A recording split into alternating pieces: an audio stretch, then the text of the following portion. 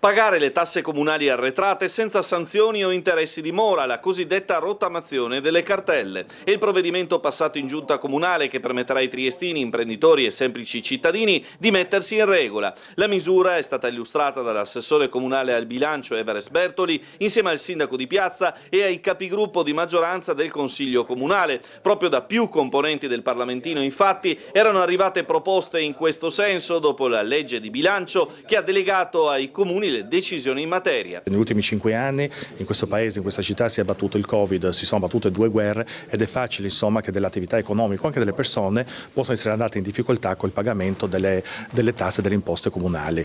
Tant'è vero che dai nostri conti ci risulta che, appunto, che dal 1 gennaio 2017 fino alla data del 30 aprile 2026, il periodo che abbiamo preso in considerazione, ci sono ancora 41 milioni di euro di tasse imposte da versare, dei quali 10 milioni di sanzioni. A tutti questi nostri concittadini in difficoltà e anche le imprese in difficoltà, li tendiamo la mano per superare questa difficoltà insieme. Ci possono versare la tassa dovuta, l'imposta dovuta senza le sanzioni, pagando in delle rata minima di 100 euro e una durata massima di 72 mesi.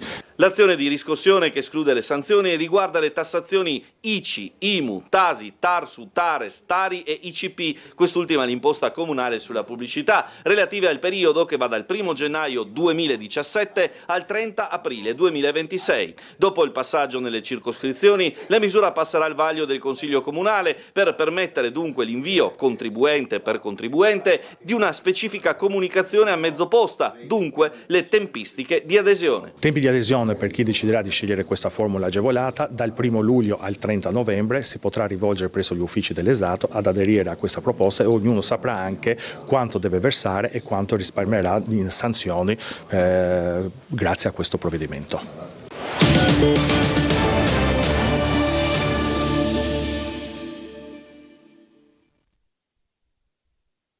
È una stagione che riteniamo possa essere importante perché, visto anche il contesto un po' geopolitico, presumiamo che le persone si fermino più o meno tutte quante vicino alla propria residenza o in un contesto europeo, per cui speriamo di attirare un po' di turisti in queste zone in più rispetto a quelli che già noi di solito abbiamo.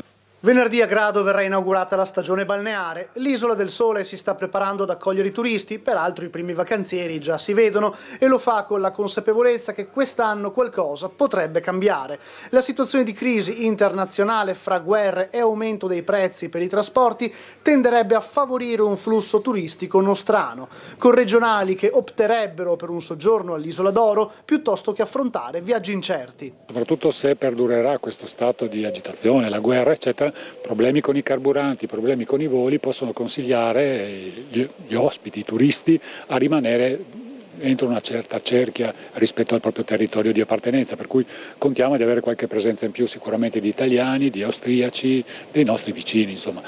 Al turismo italiano e tradizionale si aggiunge quello dell'Est. Negli ultimi anni Grado ha conquistato vacanzieri da nuovi paesi. Si è registrato un incremento sensibile della presenza di polacchi e di ungheresi a Grado, quindi un mercato dell'Est che per noi è un mercato relativamente nuovo ma che è in continua crescita ed espansione di anno in anno. Ma l'amministrazione comunale ha un altro obiettivo: potenziare l'offerta turistica grazie al superamento di alcuni ostacoli economici. Facciamo parte, Grado, assieme a tante altre spiagge, del gruppo dei comuni del G20, che sono quei comuni che hanno più di 1 milione di presenze e che devono garantire tutta una serie di servizi pur avendo pochi residenti. Noi siamo un comune che ha 7.700 residenti, però in stagione arriviamo ad ospitare anche 80.000 persone, quindi dobbiamo predisporre la città e offrire una serie di servizi che devono essere tarati su questi numeri e non sui residenti. Per cui di recente abbiamo presentato proprio a Roma una proposta di legge il 16 di aprile per cercare di avere un riconoscimento come stazioni marittime ed avere quindi anche qualche, dal punto di vista economico, qualche risorsa in più.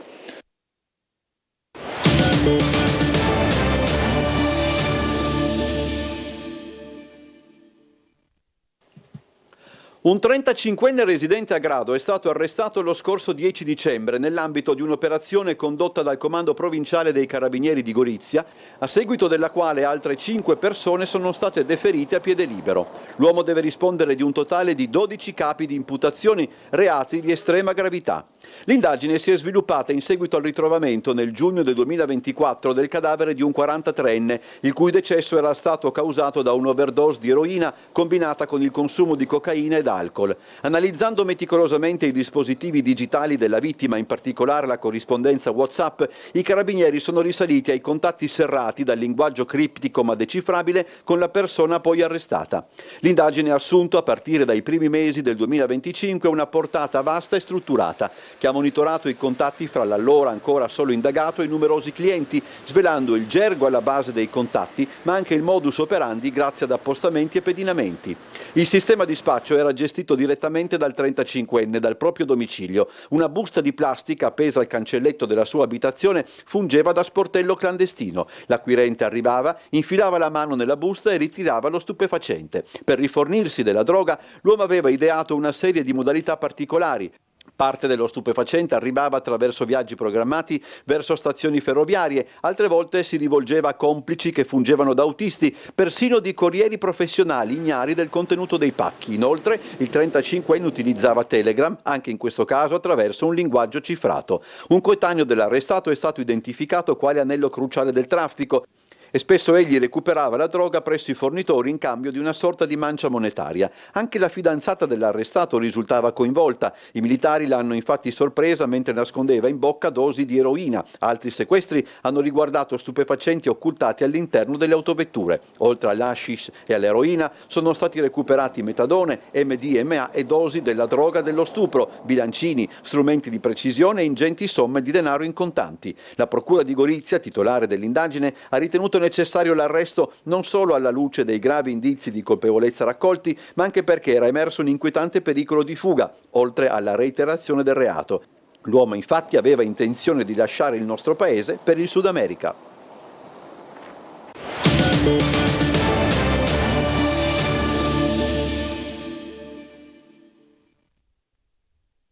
Stop agli stipendi della Startech di Trieste. La pessima notizia arriva proprio alla vigilia del 1° maggio, festa dei lavoratori. Si tratta dell'azienda che ha preso il posto dell'ex Flextronics, poi Adriatronics, che occupa 320 addetti nello stabilimento sito in zona industriale, già protagonista di complesse vicende societarie e problemi di liquidità. Lo stabilimento produce accessori e componentistica elettrica ed elettronica per conto terzi. Immediata la mobilitazione dei sindacati di categoria, CGL, CISL, UIL e UGL. Un'azienda che ha una storia veramente incredibile, dove non può essere che un 1° maggio di rabbia, in realtà è un incubo per una situazione industriale che sembrava risolta e dove neanche un mese fa avevano confermato al tavolo ufficiale di proroga del contratto di solidarietà che tutto veniva confermato, piani, investimenti, progetto industriale, addirittura in autunno dovranno rientrare tutti i lavoratori e le lavoratrici dal contratto di solidarietà.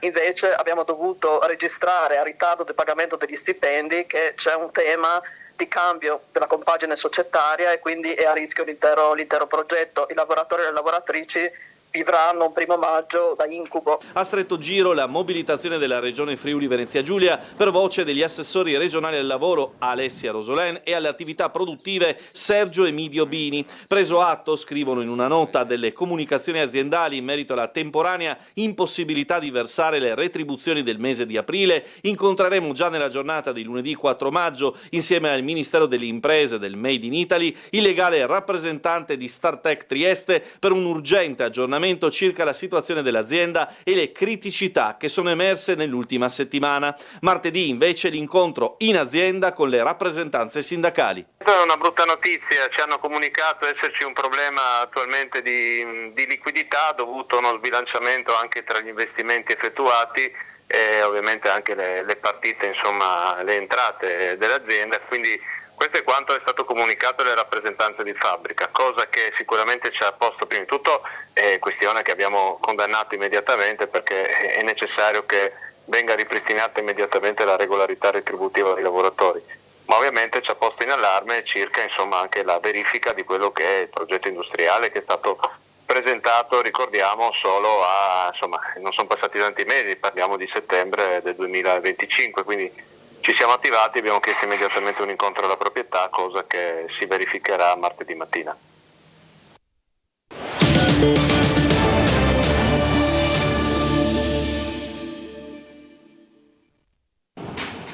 Questo è l'ingresso esterno del Conad Granduino, dove questa notte i ladri sono entrati sfondando questa porta. Vedete i vetri infranti e poi hanno fatto il loro ingresso. Non possiamo che definirla la banda delle casse automatiche. Dopo aver colpito alla Conad di Opicina, spaccando la centralina del sistema d'allarme e svuotando 3 casse su 4, stavolta i ladri hanno preso di mira il supermercato Granduino, anche questo dislocato sul Carso, a poca distanza dal confine con la Slovenia e affacciato su una grande via di scorrimento, con pure un ingresso autostradale a poca distanza. Se la logistica per la fuga era quanto mai favorevole, a destare sconcerto è stata la modalità rozza dei responsabili del furto. 2 porte infrante, prima quella laterale esterna, poi l'antipanico che funge da uscita di sicurezza, dislocata a un passo dalle casse automatiche. Anche in questo caso l'azione criminale è stata registrata dalle telecamere di sorveglianza interne ed esterne del punto vendita. Sui video, infatti, ha lavorato per tutta la mattina la squadra della polizia scientifica. L'intrusione alle 3:20 ha fatto scattare l'impianto d'allarme, lasciando ai malviventi solo qualche minuto di margine per aprire le casse. Anche qui all'insegna del spacca e arraffa,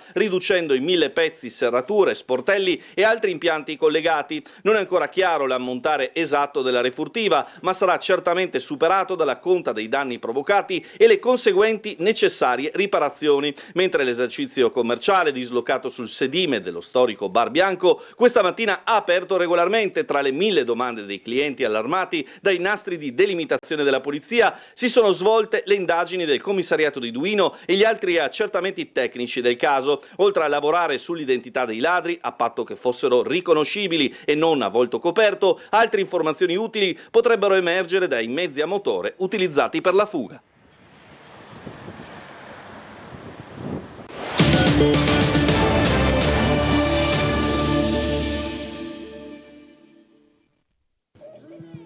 La Trieste Young stamani ha ufficialmente aperto l'edizione 2026 della Trieste Spring Run, quantomeno per quanto riguarda Trieste, essendo stata preceduta da un paio di gare a Muggia. Una piazza unità coloratissima e soleggiata ha accolto e accompagnato le gare riservate ai più piccini, impegnati su diverse distanze a seconda dell'età, accomunati dalla voglia di divertirsi indipendentemente dal risultato. L'attenzione di tutti è però concentrata su domenica, quando si farà sul serio. Gli appuntamenti sono 3 e Trieste Atletica, che organizza la Kermesse, tiene a sottolineare intanto il ritorno della maratona. È importantissimo ed è una scommessa che daremo vinta sicuramente domenica, ma che già ha vinto con i numeri. Siamo ripartiti quest'anno e i numeri segnalano 800 partecipanti da tutto il mondo. Abbiamo rappresentate quasi 40 nazioni sulla maratona e altrettante sulla mezza maratona. Mezza maratona che peraltro è sold out ormai da 10 giorni, 12 giorni. Quindi la partenza delle altre gare che da anni ormai sono il marchio di fabbrica della manifestazione. Alle 10 la 21K da Sistiana e alle 10 dal bivio di Miramare partirà la Bavisela Family Run, che è un po' la festa dove sono attesi sicuramente non meno di 10.000 persone. Ad oggi, e le iscrizioni online le abbiamo chiuse ieri, siamo ad oggi circa 6.500-6.600. Oggi partiamo con le iscrizioni al Centro Expo e con il ritiro dei pacchi gara e i pettorali. C'è quest'anno una novità che riguarda la partenza dei percorsi. Le gare arriveranno dalla città, quindi non arriveremo dal mare verso il palazzo del comune, ma arriveremo dalla città in direzione mare, quindi un'apertura verso il mare.